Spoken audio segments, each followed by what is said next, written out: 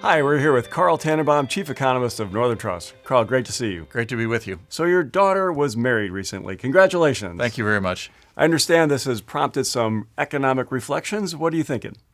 Well, first, I'm thinking I better increase my forecast for economic growth this year because of the substantial investment that I made in the nuptials. It's certainly very much worthwhile, but it was substantial.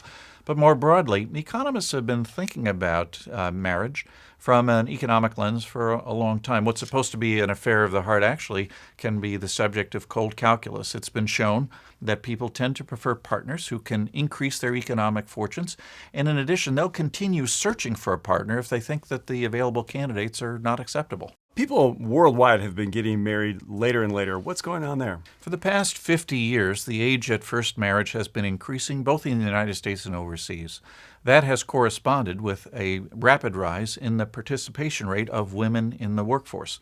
In olden times, women often and their families often looked for mates that could provide a secure living. Now that women are much more able to provide that security themselves, they don't no longer need to get married for that reason. How has the financial crisis affected marriage rates? Well, since 2008, we've noticed the age at first marriage increasing just that little bit more.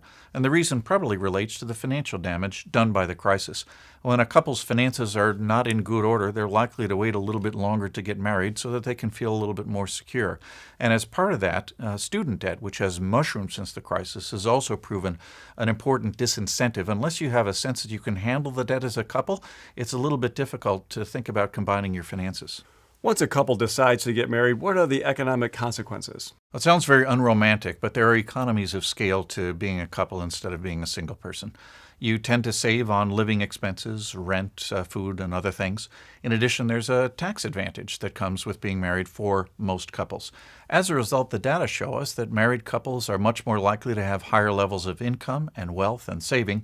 And, as my wife would point out, they're much more likely to consume things like grandchildren, which is a whole different set of calculus, and we'll be following that very closely. We'll stay tuned. Thank you, Carl. My pleasure.